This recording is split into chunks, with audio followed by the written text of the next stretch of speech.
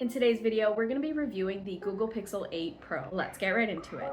Okay friends, I know this is a long-awaited video. I apologize. I promise next time around, whenever I do these review videos, I will review them much closer to the device release. I feel like 6 months is probably way too long at this point, so it'll probably be closer to 1 to 3 months next time around, but here we are yet again with a Google Pixel review. So we're gonna jump right into it. The way that I structure these review videos is essentially I go through the pros, I go through the cons, and then I end things off by saying whether or not I think it's a worthwhile buy for you. And before we begin, just two quick things. The first thing is that I am not a tech YouTuber, so you're not going to find super technicality type of things in this video. I'm just gonna be sharing my opinions based off of my experience over the past 6 months with the Google Pixel 8 Pro. And the second thing is that I am filming this video using the Google Pixel 8 Pro.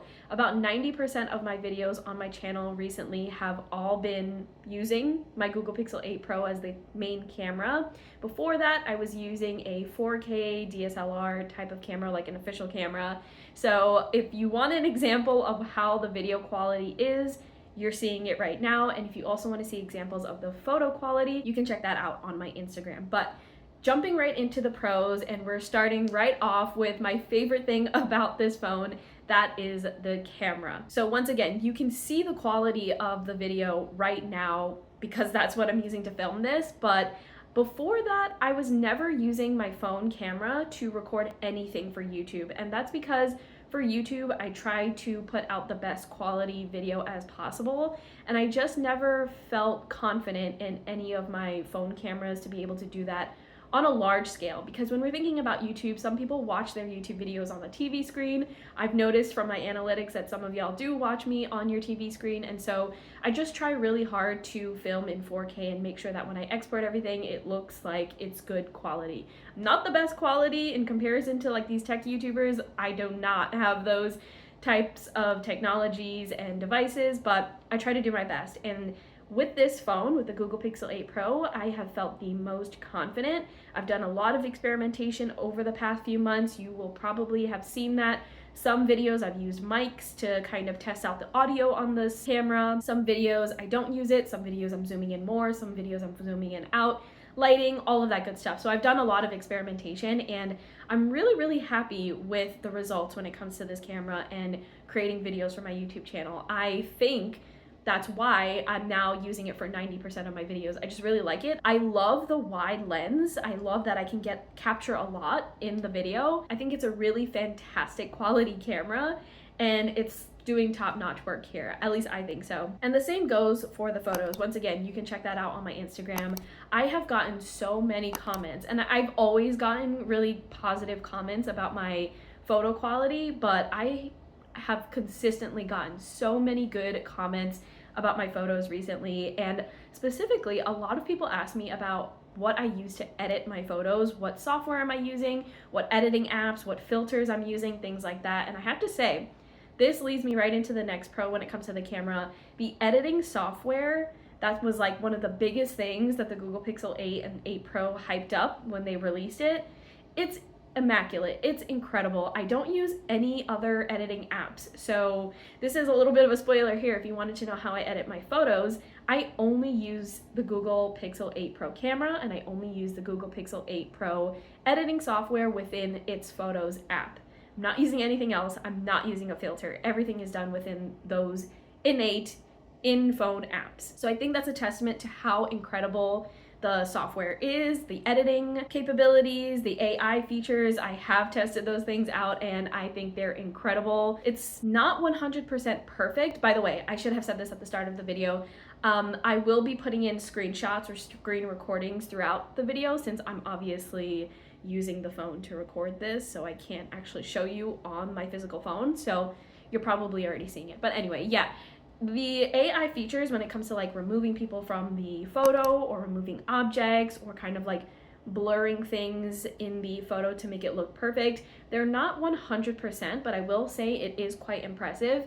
But I mostly use the editing software when it comes to just fine-tuning and making sure a photo looks perfect for me to post on social. So Once again, if you want to see examples of those things, you can check it out on my Instagram. Honestly, I post them on my threads as well and on TikTok. Basically, wherever you can find me on social media, you will find examples because I only use my phone for those types of content. And the 10% that I use a DSLR camera for my YouTube videos, you'll start to see them dwindle more and more as you go through like the history of the videos that I have on my channel, because I've eventually just stopped using it. I much prefer using this actually. Okay, moving on to the next pro, fast processing. This phone moves super fast. I don't think I need to explain much more about that. The processor is pretty great. I've heard some people say that it's not so great, but in my experience, the phone moves so fast. When I pulled this phone out of the box and I started using it, it was almost moving too fast that my eyes couldn't keep up. So I don't know, that's just my experience.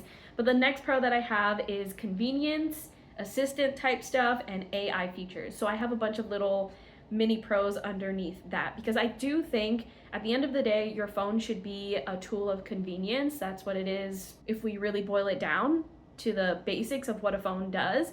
And so these are the things that I really think Google does well with their Pixel phones to make your life much more convenient, or my life more convenient, since we're talking about my experience. So the first thing is the circle search. This is a brand new feature, but I think it's a really cool feature because I do utilize the photo search. If you open up a camera on the Google phone, not the camera, the search camera on the Google Pixel phones, you can search through images. And I do use it quite often, especially when I'm out and about hiking, trying to figure out what plant is what and what animal is what. So I do utilize that a lot, and I do think the circle search is like an extension of that, which is really cool. I also think the detail of having the circle search easily accessible is super, super important for me. Once again, that's convenient, but I don't have to click through a bunch of different apps and settings to access the circle search. You just kind of like hold the bottom left side of the phone and it will automatically pop up over anything that you're doing on the screen, if that makes sense. Once again, I'm hoping that I'm getting in some screen recording so you can know exactly what I'm talking about. But yeah, that's a really cool feature. The next thing is the thermometer. So I know I talked about this in a video before where the thermometer wasn't really working on the phone and I didn't really understand the use of it, especially because you weren't able to use the thermometer to check your own temperature. But I know, I am very well aware the updates have come to the phone and it has been around for a few months now. And I do think the thermometer is really, really cool and effective. I used it just at the right time. I had gotten really sick. You probably have seen some videos where I was like delusional because I was that sick. And I used the thermometer on this phone for the entirety of the time that I was sick. And the results were super accurate. I actually tested it against an actual thermometer and it was super accurate. It was really helpful. It let me know that I was definitely having a fever, and it was also able to track all of my temperatures that I was keeping track of in the phone, in the system, and all of that good stuff. So I can see the progression of me gradually getting better, which is a good thing. It's a really helpful thing, especially if you think that you're getting sicker and sicker and you need to go to the emergency room or something like that. So love that feature. I think it's a really cool feature and useful feature, especially because you can use it on humans now. Okay, the next two things are bedtime mode and do not disturb mode. These are simple things, but super convenient things. I know these things have existed already on the phones for some time, but I feel like they amped it up a little bit more on this phone because I feel like when I was using do not disturb and bedtime mode in the past, some things would pass through. I don't know why, and I would check the settings. I would make sure that everything was set in place, but it just wouldn't work 100%. Don't know. I'm sure somebody will try to explain that to me. But anyway, I have been using it on the Google Pixel 8 Pro and it has been super effective. I can set times for when I want my phone to go into bedtime mode. The screen will kind of go into black and white or dim or whatever it is, or maybe both. Yeah, it's both. And then, I won't get messages, I won't get notifications, anything of the sort. And as someone who leaves their phone in their room while they're sleeping, that's really, really helpful because I do not want to get woken up in the middle of the night for a random notification that I do not need to check in the middle of the night. The same thing goes with do not disturb mode. Whenever I'm doing videos, like I said, I do 90% of my YouTube videos using this phone. I set my phone on do not disturb and you're no longer hearing the buzzing and the pinging and the notifications coming from my phone while I'm recording. And to me, that's something that irks me when I'm recording. So I appreciate that convenience. A quick swipe down from my settings and I'm able to do that. Okay, the next pro when it comes to convenience and all that good stuff, Fitbit. I talked about this in my pros and cons Google Pixel Watch 2, so I won't dwell on it here, but the whole Fitbit, Google Pixel Watch, and the integration there has been incredible. Check out that video if you want to know more about that. The next thing is the screen calling and like the spam customizations when it comes to spam calling. So I love that I can customize just how intense I want the phone to limit spam calling or screen calling and stuff like that. You can get really extreme and just have the phone completely ignore any number that may seem spammy. You can go in the medium route where it will do the screen calling, it will do the Google Assistant and say like, who's calling, I'll take the message for you, things like that. Or you can go really, really light and, you know, a lot more phone calls will kind of pass through that limitation, that blockade, and then you'll get the call. I like that I can choose because there have been some times where, say I need to do an authentication through my email and I need to get a phone call, or if I need to get a call from like my health insurance or something like that and it's not really a number that is recognizable and can be seen as spam, I can choose so that when I know I'm expecting that call, I can make the spam restrictions a lot less restrictive, and then I can set it back to super restrictive if I want to. So I love that I'm able to do that. And once again, I love the option for Google Assistant to answer a phone for you. I've had a situation very recently, and this is a testament to how human-like this assistant has gotten to be. Somebody called and I had the phone answer for me, and the person on the other line or the other side answered the phone and spoke very freely to this assistant as if they were talking to a human. And when the assistant actually kind of made a mistake and repeated the same thing over again, the person actually got frustrated and confused as to why a person would repeat themselves over again after they just heard the response. So I thought that was really cool. Once again, it doesn't show that it's 100% perfect, but it does show how crazy human the assistant can be and in ways that can be super effective. Okay, moving on. I'm almost done to the list of pros. I know I have a lot of pros. As you can tell, I really like this phone, but getting overviews of web pages and or articles. So I think this is also a new thing that's going on with like a system update or software update. You can get overviews, like small paragraph overviews of articles or web pages right at the top of your screen, so you don't have to click into things and read the full article, especially if it's a long article. This is super convenient, especially if I'm like out and about and I'm trying to get a quick answer. I don't have to click through 10 articles to get my answer. I can get it really quickly there. And of course, use your best judgment when it comes to these types of things. Know that the information that is being provided to you is a compilation of what they're finding through those articles. So it may not be accurate, it may not be a fact, but just be mindful of that. It is helpful in certain ways. And if you do have some background knowledge of whatever it is that you're looking up, it'll probably be super helpful for you, if that makes sense. Okay, and then the last pro that I have mentioned is the at a glance. So whenever I have my phone just in my hand and I open up the home screen, so not unlocking my phone or anything like that, not needing to even open my phone at all, I will get information right on the screen. And it's usually right underneath the time. So if you look at your phone and you see the time right at the top of your phone, there's information usually there, and it could be anything from the weather, whether it's a weather alert or just the weather right now. It can tell me traffic if it knows that I'm going to be commuting soon, and this is all integrated with like Google Maps and the weather app and all that good stuff. So it will tell me important information based on the time, based on my calendar. It will also give me calendar alerts and stuff like that. It'll just give me useful and relevant information based on the time that I'm looking at my home screen. So I think that's extremely convenient. If it's something that I don't need to open my phone and then click through several times, that is extremely, extremely convenient to me, and I love convenience. That makes me trust and love a phone so much. Okay, so those are my list of pros, a big list this time around if you've seen my past videos. But let's move on to the cons, and I do have cons. I just have 2 of them. But the first con is the price. So the Google Pixel 8 Pro is $999. Let's just say it's $1,000. And I think I've said in the past that I would not want to buy a phone that's $1,000 or more. I just don't understand why a phone, something that should be accessible and convenient and you know, there is some limitations when it comes to what a phone can do. I don't think phones should be $1,000 or more. I don't know, I just think that's kind of insane. But here we are, and here I am with the Google Pixel 8 Pro. Now, I will just say a caveat. The reason why I have this phone and the reason why I, you know, invested in the phone, even though it was $1,000, is because I had a trade-in kind of incentive with the Google store. And so technically I got this phone for almost like half the price.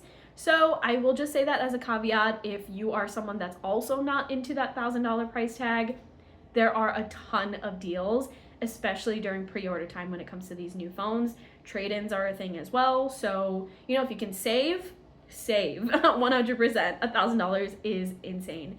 And the next con is the slow release of features. So when we had this whole event, this Google Pixel event back in October, and we talked about this phone, they did say that the phone would continuously have updates, continuously have cool new things coming to the phone through software updates, through system updates, things like that. So we knew that this was going to be expected when it comes to new things, new features, new tools coming to the phone. However, the thing is that it's not really exclusive, because those updates are coming to all of the Pixel devices, or at least the newer, over the past couple of years, devices. So it's not necessarily exclusive, and I like that because that makes the tools more accessible, especially for people who cannot afford a new phone every single year. But it also plays a factor in the price, because if you're not getting like super exclusive features aside from like hardware type of stuff, once again, should the phone be $1,000? I don't know. I'm sure there's an explanation for that, and I'm sure people will try to, in the comments, like give me good reasoning and valid reasoning for that, but I just cannot validate $1,000 for a phone. It's very, very expensive, and this just kind of factors into that reasoning for me. Anyway, I'm sure y'all will share your opinion in the comments, and I welcome that. Feel free to share whatever opinions that you have, but I'm at the end of the video. So all in all, do I think that this phone, the Google Pixel 8 Pro, is worth it?